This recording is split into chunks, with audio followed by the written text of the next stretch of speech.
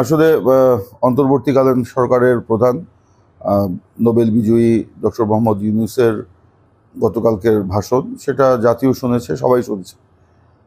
স্বাভাবিকভাবে জাতির একটা প্রত্যাশা ছিল যে এখানে তিনি সরকারের 100 দিন পূর্তি উপলক্ষে নির্বাচনের রোডম্যাপ সহ একটা সামগ্রিক বিষয় তিনি তুলে ধরবেন। আসলে গতকালকে ওনার যে ভাষণ, সে ভাষণে নির্বাচনের রোডম্যাপ না, এখানে তিনি নির্বাচন সম্পর্কে একটু আভাস দিয়েছেন মাত্র, কিন্তু এটা কোনো রোডম্যাপ না। কিন্তু জাতির প্রত্যাশা ছিল একটা রোডম্যাপ পাওয়া। তো ওনার বক্তব্যে আশা নিরাশার দোলাচলের মধ্যেই জাতি আছে। আসলে অবশ্যই আওয়ামী লীগ গত 15 বছরে দেশকে যেভাবে ভেঙে চুরে একদম নষ্ট করে দিয়ে গেছে, এখানে মেরামত করতে হলে সংস্কার প্রয়োজন। সেই সংস্কার নিশ্চয়ই জনগণ কিংবা রাজনৈতিক দলগুলোকে বাদ দিয়ে নয়, সেই সংস্কারটা করতে হবে তাদেরকে সাথে নিয়েই, এবং সেটা যত দ্রুত হবে ততই কিন্তু দেশ এবং জাতির জন্য মঙ্গল হবে। এবং অতি প্রয়োজনীয় সংস্কার শেষে একটি নির্বাচনের লক্ষ্যে যাওয়াই কিন্তু আমাদের সকলের একনিষ্ঠ লক্ষ্য হওয়া উচিত।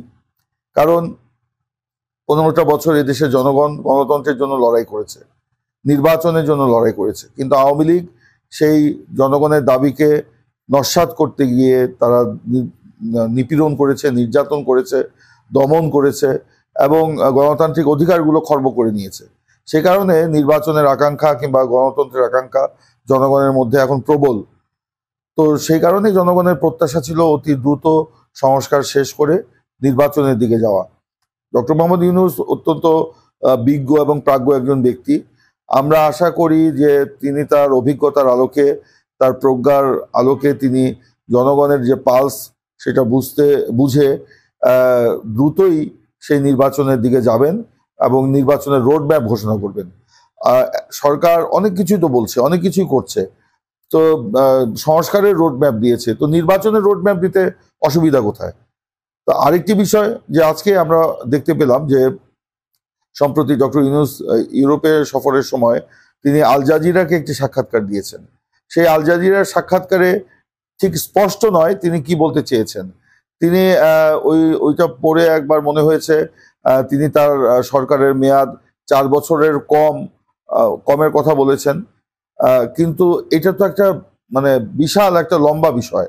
এবং এই 4 বছর সরকারে থাকা একটা অনির্বাচিত কিংবা অন্তর্বর্তীকালীন সরকারের যে নির্বাচন ছাড়াই, জনগণের ম্যান্ডেট ছাড়াই আপনার সরকারে থাকা, সেখানে কিন্তু নানা প্রশ্নের সৃষ্টি করবে।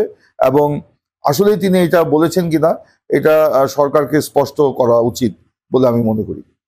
আওয়ামী লীগের রাজনীতির কবর রচিত হয়ে গেছে। আওয়ামী লীগ আর রাজনৈতিকভাবে ঘুরে দাঁড়াতে পারবে কিনা, জনগণ তাদেরকে গ্রহণ করবে কিনা, সেটা অবশ্যই একটা বড় প্রশ্ন।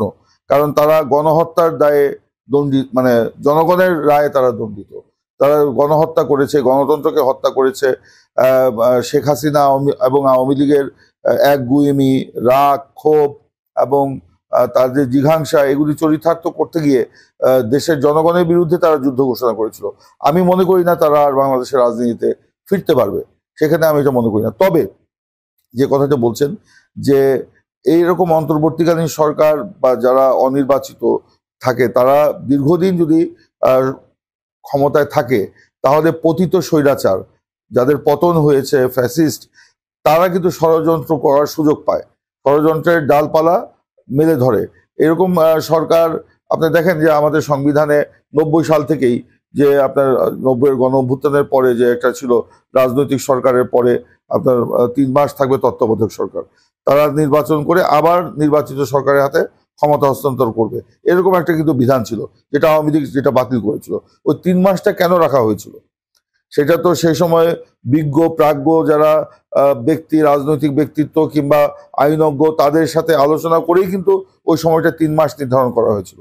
কারণ ওরকম একটা অনির্বাচিত সরকার বেশি দিন থাকলে জনগণের যে আকাঙ্ক্ষা সেটা কিন্তু বাস্তবায়ন হয় না, জনগণের চাহিদাগুলো পূরণ হয় না, বা ওই সরকারটা পূরণ করতে পারে না। তো সেই কারণেই যদিও এটা মানে স্বাভাবিক তত্ত্বাবধায়ক সরকার নয়, একটা গণ অভ্যুত্থান, গণবিপ্লবের পরে আপনার এই সরকার প্রতিষ্ঠিত হয়েছে। আমরা বলছি না যে 3 মাসের মধ্যেই নির্বাচনটা দিয়ে দিতে হবে, কিন্তু আমরা বলছি সংস্কার শেষে নির্বাচন সময় সরকারকে দিতে হবে। আমরা সরকারকে দিতে চাই এই সময়টা, কারণ এই সরকার আমাদের সরকার। এই সরকারকে বিএনপি সমর্থন করছে, জনগণ সমর্থন করছে, কিন্তু এই সমর্থনটাকে প্রশ্নাতীত করার দায়িত্ব কিন্তু সরকারের। এবং এই বিষয়টা তারা কি করতে চায়, জনগণকে তো এই জিনিসটা খোলাসা করতে হবে, জনগণের কাছে, রাজনৈতিক দলগুলোর কাছে, তাহলেই না এই জিনিসটা খোলাসা হবে। আর এই সরকার যতদিন আপনার দীর্ঘমেয়াদে যদি ক্ষমতায় থাকে, এই একটা অন্ধকারে, রাজনৈতিক দলগুলো অন্ধকারে, জনগণের অন্ধকারে, এরকম অন্ধকারে রেখে যখন তাদের ইচ্ছা থাকে যে দীর্ঘ সময় ক্ষমতায় থাকবে, তখনই কিন্তু আপনার রাজনৈতিক দলগুলোর সাথে সরকারের দূরত্বটা বাড়বে এবং জনগণের সাথে দূরত্বটা বাড়বে। যে একই সময়ে যারা এই পতিত স্বৈরাচার, তারা কিন্তু ষড়যন্ত্রের সুযোগ পাবে। কারণ এই যে পতিত স্বৈরাচার, তারা কিন্তু আজকে দেশে নাই, আজকে তারা বিদেশে পালিয়ে গেছে। শেখ হাসিনা আপনার ভারতে পালিয়ে আছেন, সেখানে বসেই তিনি কিন্তু ষড়যন্ত্রগুলো করছেন। দেশ বিদেশ থেকে ষড়যন্ত্রের আভাস স্পষ্ট হয়ে উঠছে। তো সেই ষড়যন্ত্রকে আমরা কি বাস্তবায়ন করতে দিতে পারি? এই হাজার হাজার ছাত্র, তরুণ, জনগণের রক্তে রঞ্জিত যে বিপ্লব বা যে ফসল, সে ফসলটা তো আমরা জনগণের দোরগোড়ায় নিয়ে যেতে চাই। সেই জন্যই আমরা চাই না যে এরকম একটা সরকার দীর্ঘ সময় থাকার মানে নির্বাচন যাতে প্রলম্বিত হোক, এটাও চাই না। দীর্ঘ সময় এরা ক্ষমতায় থাকতে গেলে এই যে ষড়যন্ত্রগুলো ডালপালা মেলে গেড়ে বসবে এবং যেটা দেশ, জাতি, জনগণ, গণতন্ত্রের একটা বিশাল ক্ষতি হয়ে যাবে।